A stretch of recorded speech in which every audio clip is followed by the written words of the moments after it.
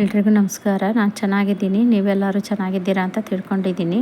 ಇವತ್ತು ನಾನು ವೈಟ್ ಬಟ್ಟೆನ ಒಗೆಯೋದಕ್ಕೆ ಯಾವ ರೀತಿ ಒಂದು ಲಿಕ್ವಿಡ್ನ ತೋರಿಸ್ತಿದ್ದೀನಿ ಅಂತ ನೋಡೋಣ ಬನ್ನಿ.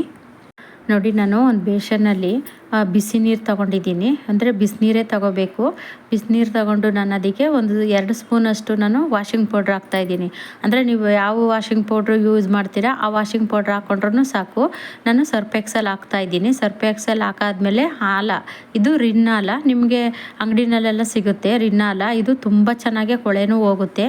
ಹಾಗಾಗಿ ನಾನು 1 ಸ್ಪೂನಷ್ಟು ನಾನು ಅದರಲ್ಲಿ ಒಂದು ಮುಚ್ಚಳನ ನಾನು ಆ ರಿನ್ ಹಾಲನ್ನು ಆ ನೀರಲ್ಲಿ ಹಾಕ್ಕೊಂಡು ಮಿಕ್ಸ್ ಮಾಡ್ತಾಯಿದ್ದೀನಿ. ನೋಡಿ, ಈ ಥರ ಚೆನ್ನಾಗಿ ಎಲ್ಲ ಮಿಕ್ಸ್ ಮಾಡಬೇಕು. ಈ ಥರ ಮಿಕ್ಸ್ ಮಾಡಿ ನಾವು ನೆನೆಸಿ ಒಂದು ಅರ್ಧ ಗಂಟೆ ಇಟ್ಟುಬಿಟ್ಟು ವಾಶ್ ಮಾಡಿದ್ರೂ ಸಾಕು. ತುಂಬ ಚೆನ್ನಾಗಿ ಕೊಳೆ ಹೋಗುತ್ತೆ. ನಾವು ಆ ನೀರಲ್ಲಿ ಹಿಂಗೆ ಅದ್ದುತ್ತಾ ಇದ್ರೇ ಸಾಕು, ಅಷ್ಟು ಚೆನ್ನಾಗಿ ಕೊಳೆ ಬಿಟ್ಕೊಳುತ್ತೆ. ನೋಡಿ, ಅದು ವೈಟ್ ಬಟ್ಟೆ ಎಷ್ಟೊಂದು ಗಲೀಜಾಗಿದೆ. ಕಾಲರ್ ಹತ್ರ ಎಲ್ಲ ನೋಡಿ ಹೆಂಗಾಗಿದೆ ಅಂತ. ಈ ಥರ ಆಗಿರೋ ಅಂಥ ಬಟ್ಟೆಗಳನ್ನ ನಾವು ನೀಟಾಗಿಯೂ ಸಹ ವಾಶ್ ಮಾಡ್ಬೋದು. ಅಷ್ಟು ಚೆನ್ನಾಗಿ ಕೊಳೆ ಹೋಗುತ್ತೆ. ನೋಡಿ, ಅಲ್ಲಿ ನೀವೇ ನೋಡ್ತಾ ಇರ್ಬೋದು ಎಷ್ಟೊಂದು ಗಲೀಜೆಲ್ಲ ಆಗಿದೆ, ಕೊಳೆನೂ ಆಗಿದೆ. ನೋಡಿ, ಅಲ್ಲಿ ನಾವು ಆ ನೀರಲ್ಲಿ ಅದ್ದುತ್ತಾ ಇದ್ರೇ ಸಾಕು, ಅಷ್ಟು ಚೆನ್ನಾಗಿ ಕೊಳೆಯೆಲ್ಲ ಬಿಡುತ್ತೆ. ಒಂಥರ ಮ್ಯಾಜಿಕ್ ಅಂತಲೇ ಅಂತ ಅನ್ಬೋದು. ಯಾಕೆ ಅಂದರೆ ನಾವು ಬಿಸಿ ನೀರಲ್ಲಿ ಅದ್ದಿರ್ತೀವಲ್ಲ, ಹಂಗಾಗಿ ತುಂಬ ಚೆನ್ನಾಗಿ ಕೊಳೆ ಎಲ್ಲ ಬಿಡುತ್ತೆ.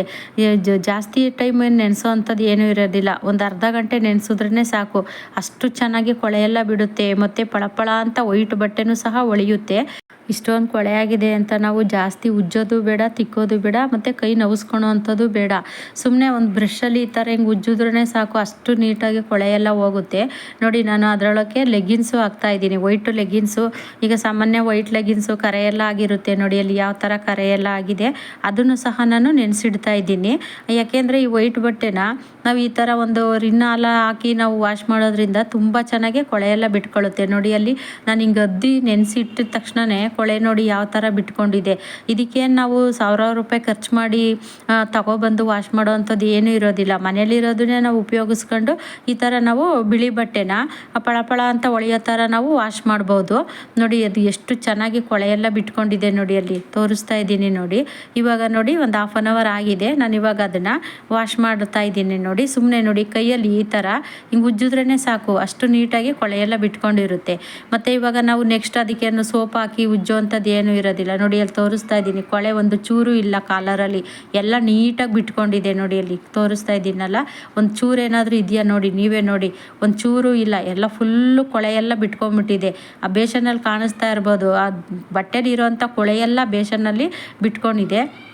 ನೋಡಿ, ಇವಾಗ ನಾನು ಇದಕ್ಕೆ ಸೋಪು ಅಂತ ಏನೂ ಹಾಕ್ತಾಯಿಲ್ಲ.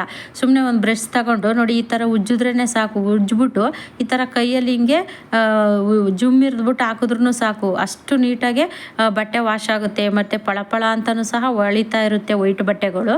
ನೋಡಿ, ನಾನು ಇವಾಗ ವಾಶ್ ಮಾಡಿಬಿಟ್ಟು ಒಣಗಾಕ್ತಾ ಇದ್ದೀನಿ. ನೋಡಿ, ಈ ವಿಡಿಯೋ ಇಷ್ಟ ಆದರೆ ಒಂದು ಲೈಕ್ ಮಾಡಿ, ಹಾಗೆ ಸಬ್ಸ್ಕ್ರೈಬ್ ಮಾಡೋದು ಮರಿಬೇಡಿ. ಮುಂದಿನ ವಿಡಿಯೋದಲ್ಲಿ ಸಿಗ್ತೀನಿ. ಎಲ್ರಿಗೂ ಟೇಕ್ ಕೇರ್, ಬಾಯ್.